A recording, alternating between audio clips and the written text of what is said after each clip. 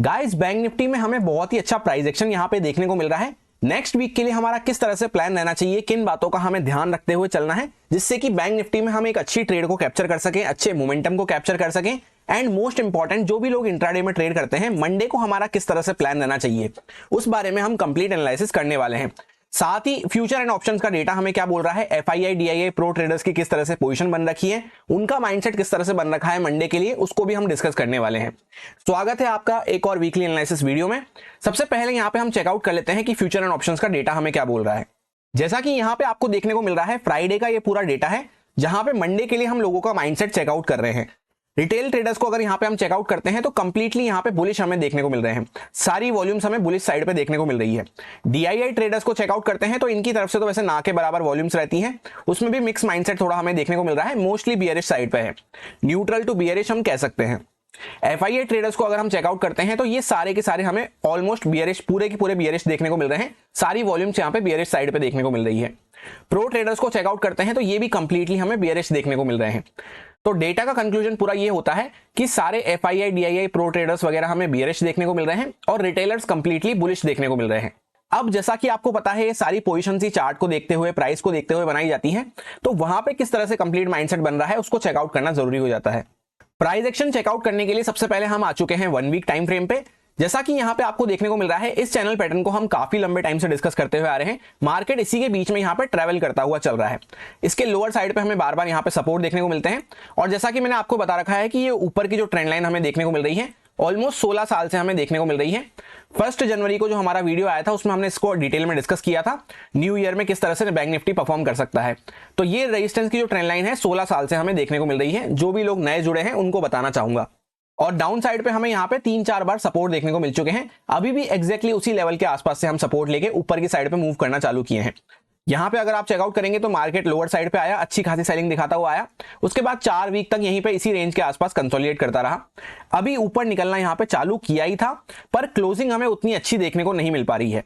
यानी कि ये जो पूरा कंसोलिडेशन हमें देखने को मिल रहा था, इसके ऊपर मार्केट ने निकलना चालू तो किया था, पर क्लोजिंग कहीं ना कहीं पे वापस से ब्रेकआउट लेवल के आसपास ही हमें देखने को मिल रही है। यानी उतनी अच्छी अट्रैक्टिव क्लोजिंग होती हुई हमें नजर नहीं आई है।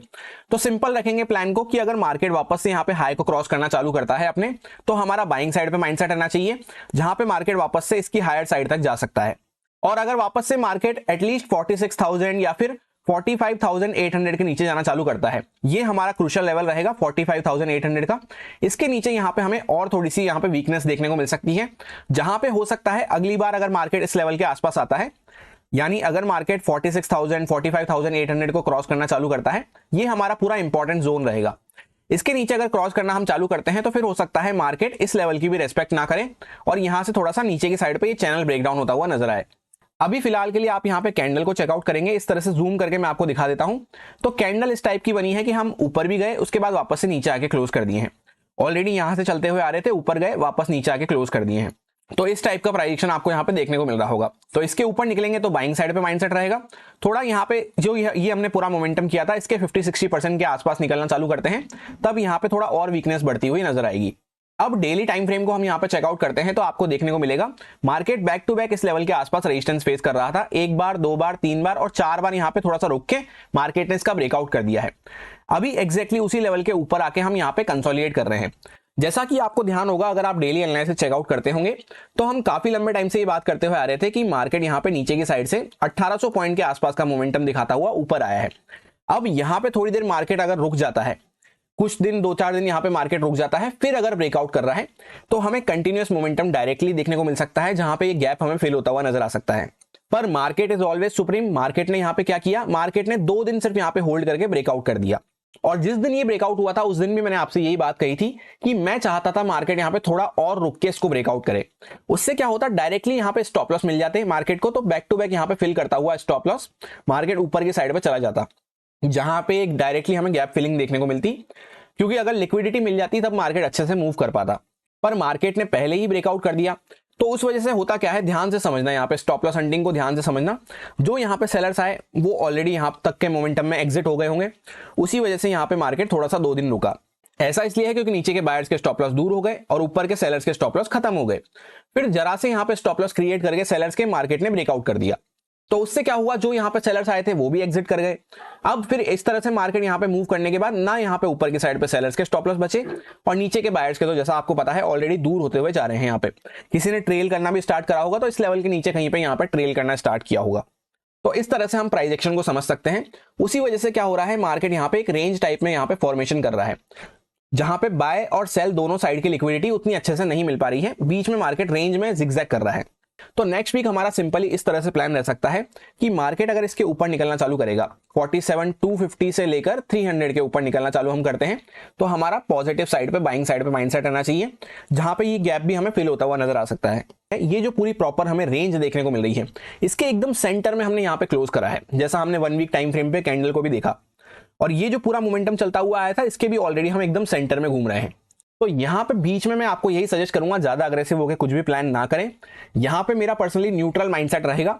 इसके नीचे अगर हम कुछ निकलना चालू करते हैं लगभग यहाँ पे 46,200, 46,000 वगैरह के नीचे, तब यहाँ पे हम अग्रेसिव होकर शॉर्ट साइड पे, बियरिश साइड पे प्लान कर सकते हैं। और इसके ऊपर वापस से ब्रेकआउट करना चालू करते हैं, जैसे मार्केट सपोज करते हैं थोड़ी देर यहाँ पे लिक्विडिटी इकट्ठी करके, सेलर्स के स्टॉप लॉस वगैरह इकट्ठे करके वापस से ब्रेकआउट कर रहा है, तो इसके ऊपर एक अच्छा मोमेंटम बाइंग साइड पे हम एक्सपेक्ट कर सकते हैं। ये गैप फिलिंग के लिए हम प्लान कर सकते हैं। ये सिंपल सा प्लान रहेगा मेरा नेक्स्ट वीक के लिए। इसके बीच में यहाँ पे मैं बिल्कुल भी अग्रेसिव होकर प्लान करने में इंटरेस्टेड नहीं हूँ। अब 1 आवर टाइम फ्रेम पे हम चेकआउट करते हैं तो यहाँ पे जैसा कि बड़ा सा एक proper W type of structure बनता हुआ जा रहा था, जिसको हमने डिस्कस भी किया था।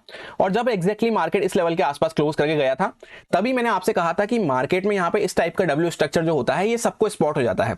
तो जब भी मार्केट में एक कोई पर्टिकुलर पैटर्न है वो सबको स्पॉट हो गया है, तो मार्केट सेलिंग में जाना चालू कर देता है उसके अगेंस्ट में। सो अब यहाँ पे आगे के लिए सिंपल सिचुएशन है कि मार्केट डब्ल्यू स्ट्रक्चर बनाने के बाद थोड़ा सा पहले लोगों को डराया, जो यहाँ पे एकदम हायर साइड पे एंटर कर रहे थे उनको हटा दिया है। अब इसी लेवल के आसपास आके मार्केट अपने आप को होल्ड कर रहा है। और जैसा अगर आपको ध्यान हो तो एक ट्रेंड लाइन को भी हम यहाँ पे डिस्कस करते हुए आ रहे हैं, इस तरह से जो हमें देखने को मिल रही है, जहां पे मार्केट कभी भी इसके हाई को क्रॉस नहीं कर पा रहा है। यहाँ पे नहीं कर पाया, यहाँ पे नहीं कर पाया, यहाँ पे भी नहीं कर पाया। तो सिंपल रखेंगे प्लान को कि अभी यहाँ पे बीच में हमारा रेंज माइंडसेट के साथ हमें काम करना है, न्यूट्रल साइड पे होते हुए, ना ज्यादा अग्रेसिव होकर बाय कर सकते हैं, ना ही ज्यादा अग्रेसिव होते हुए सेल कर सकते हैं। इसके अलावा एक इंपॉर्टेंट पॉइंट और हो जाता है, जैसा आपने कल का निफ्टी 50 का एनालिसिस चेकआउट किया होगा। निफ्टी 50 में हमें क्या देखने को मिल रहा है, एक बार मैं उसका चार्ट ओपन कर देता हूं। इस तरह से साइड बाय साइड मैंने दोनों का चार्ट ओपन कर दिया है। ये निफ्टी 50 का चार्ट है और ये बैंक निफ्टी का चार्ट है। निफ्टी 50 में आपको देखने को मिलेगा बैक टू बैक हम ऑल टाइम हाई पे ऑल टाइम हाई यहाँ पे मारते हुए चल रहे हैं, पर बैंक निफ्टी कहीं ना कहीं अभी बहुत दूर हमें देखने को मिल रहा है अपने ऑल टाइम हाई से, जहां पे ऑल टाइम हाई उसका लगभग 48,600 के आसपास हमें देखने को मिल रहा है। और अभी हम कहां पे खड़े हैं, 46,800 के आसपास। सो ऑलमोस्ट 2000 पॉइंट से दूर हम चल रहे हैं वहां पे। यही मेन इशू हो रहा है यहाँ पे कि निफ्टी भी ज्यादा अच्छे से ऊपर नहीं बढ़ पा रहा है, क्योंकि बैंक निफ्टी उसको नीचे की साइड पे पुश डाउन कर रहा है। और बैंक निफ्टी थोड़ा सा वीक बना हुआ है, वो भी नीचे इसलिए नहीं जा पा रहा है क्योंकि यहाँ पे निफ्टी 50 बैक टू बैक ऊपर निकलता हुआ चल रहा है। सो सिंपली दोनों इंडेक्स जब एक साइड पे सिंक होकर चलना चालू करेंगे, तब हमें बड़े बड़े मूव्स देखने को मिलते हैं।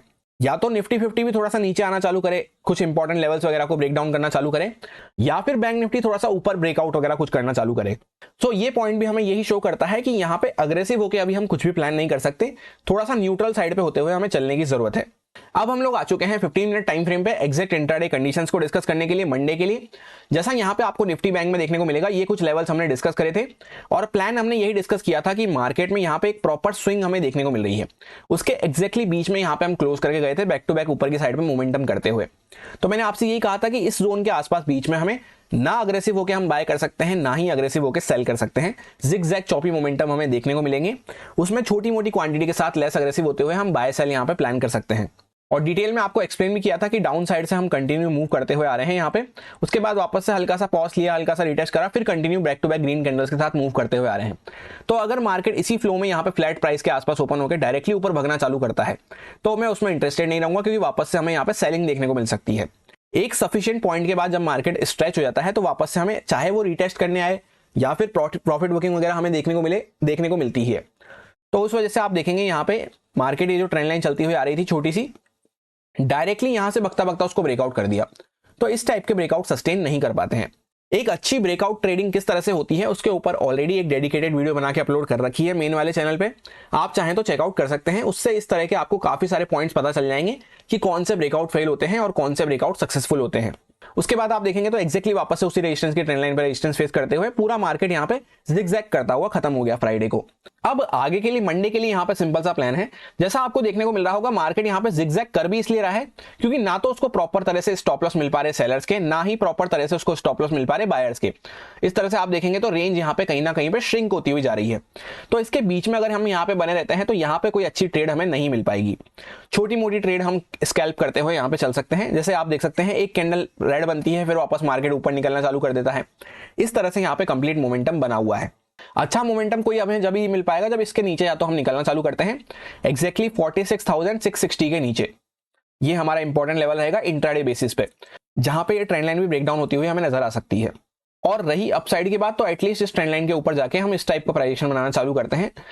यहाँ पे जैसे 47,100 200 के आसपास यहाँ पे इंपॉर्टेंट रेजिस्टेंस हमें देखने को मिल रहा है। इसके ऊपर कुछ इस टाइप से प्राइजेक्शन बनाना चालू करते हैं, तब यहाँ पे हम बाइंग साइड पे सोच सकते हैं अच्छे से। यहीं पे बीच में बने हुए हैं 47,000 से लेकर लगभग 46,600 के आसपास। यहाँ पे इस पूरे जोन में यहाँ पे मैं ज्यादा अग्रेसिव होकर कुछ भी प्लान करने में इंटरेस्टेड नहीं हूँ। अब सपोज करते हैं डायरेक्टली मार्केट गैप अप खुल गया, तो गैप अप खुल के अभी आपको देखने को मिलेगा इस टाइप का प्राइजेक्शन बनता हुआ जा रहा है। तो एक बार यहां से अगर इसको ब्रेकआउट करके मार्केट इस टाइप का कुछ प्राइजेक्शन हमें दिखाता है तभी हम यहाँ पे बाइंग करने में इंटरेस्टेड रहेंगे। मैं पर्सनली यहाँ पे इसी तरह से प्लान करने वाला हूं। अदरवाइज मार्केट गैप अप तो खुला पर नीचे निकलना चालू कर रहा है, तो सेकंड प्राइजेक्शन के बाद जब इस तरह से प्राइजेक्शन हमें देखने को मिले तब हम वहां पे सेलिंग प्लान कर सकते हैं। सेम ऐसा ही गैप डाउन के केस में रहेगा। मार्केट डायरेक्टली गैप डाउन खुलता है तो यहां से कंटिन्यूस सेलिंग हमें चलती हुई नजर आ रही है, यहां से और सेलिंग एक्सटेंड हो चुकी होगी। तो हो सकता है मार्केट गैप डाउन खुल के डायरेक्टली थोड़ा ऊपर आने का ट्राई करे, थोड़ा पुल बैक वगैरह दे, फिर अगर वापस से मार्केट सेकंड प्राइजेक्शन बना के इसको वापस से ब्रेक डाउन करता है तो मेरा यहाँ पे सेल साइड पे प्लान रहेगा, जहां पे एक अच्छी खासी हमें पैनिक सेलिंग भी देखने को मिल सकती है। क्योंकि इस तरह से जो ट्रेंड लाइन चलती हुई आ रही है काफी सारे बायर्स यहाँ पे स्टॉप लॉस वगैरह अपने रख के बैठे होंगे। तो जैसे ही इस टाइप का प्राइजेक्शन हमें दिखता है तो हम यहाँ पे सेलिंग के लिए प्लान कर सकते हैं। और लेट्स सपोज गैप डाउन तो खुले पर उसी टिक के साथ नीचे निकलते हुए जा रहे हैं, तो वैसे भी हम उसको रिस्क मैनेजमेंट के हिसाब से प्लान नहीं कर सकते हैं। इतना बड़ा स्टॉप लॉस डाल के हम नहीं रख सकते हैं, तो वहां पे थोड़ा वेट करेंगे, कुछ सेकंड प्राइजेक्शन वगैरह मिलता है तब वहां पे हम सेलिंग के लिए प्लान कर सकते हैं। वैसे भी जब हम बीच में यहाँ पे सेंटर में प्लेस होते हैं तो फर्स्ट प्राइजेक्शन जनरली यहाँ पे ट्रैप होता है। जैसा आपको देखने को मिल भी रहा होगा, ऊपर जा रहा था मार्केट फिर वापस नीचे आ गया, नीचे जा रहा था मार्केट फिर वापस ऊपर आ गया। तो कोशिश हमें यही करनी है कि सेकंड प्राइजेक्शन पे वहां पे बाय कर सकते हैं हम, या फिर सेकंड प्राइजेक्शन में हम वहां पे सेल कर सकते हैं। इसी तरह से मेरा मंडे को प्लान रहने वाला है। दिए हैं साफ साफ यहाँ पे आपको स्ट्रक्चर देखने को मिल रहा होगा कि प्रीवियस ट्रेंड यहाँ पे पॉजिटिव साइड पे बना हुआ था, पर ऊपर लिक्विडिटी खत्म होने की वजह से यहाँ पे मार्केट स्टॉप लॉस क्रिएट करता हुआ नजर आ रहा है। तो एक बार वापस से कुछ ऊपर ब्रेकआउट करना चालू करेगा तो बाइंग के लिए अच्छा हो जाएगा, और वापस से अगर कुछ इंपॉर्टेंट लेवल्स को ब्रेक डाउन करना चालू करता है, इस टाइप का प्राइजेक्शन मिलना चालू होता है तो सेलिंग के लिए अच्छा हो जाएगा। बीच में जब तक बने हुए हैं तो लेस अग्रेसिव माइंडसेट के साथ काम कर सकते हैं। ये सारे कुछ इंपॉर्टेंट लेवल्स रहेंगे जिन पे मैं ट्रेडिंग करते टाइम फोकस रखूंगा। कोई भी चेंजेस नहीं है लेवल्स में, जो पहले से मार्क करके रख रखे हैं वही यहाँ पे चलते हुए नजर आ रहे हैं। जो भी लोग मिड कैप निफ्टी की एक्सपायरी को ट्रेड करते हैं, मंडे को मिड कैप निफ्टी की एक्सपायरी होने वाली है, उसका एनालिसिस कल संडे को अपलोड कर दिया जाएगा। जब तक अगर आप चाहें तो निफ्टी 50 का एनालिसिस चेकआउट कर सकते हैं, कल अपलोड कर दिया गया था। यही मेरा सिंपल सा एनालिसिस बन रहा था बैंक निफ्टी के लिए, जो आपके साथ प्योरली एजुकेशन एक्सपीरियंस पर्पस से शेयर किया गया है, सारे लॉजिक्स एंड रीजंस को एक्सप्लेन करते हुए। अब अगर आपको अच्छा लगा हो, समझ में आया हो, तो आप इसको यूज में ले सकते हैं अपने रिस्क पे, अपने प्रॉपर रिस्क मैनेजमेंट को फॉलो करते हुए, अच्छे से स्टॉप लॉसेस वगैरह को फॉलो करते हुए। Happy Monday, thank you.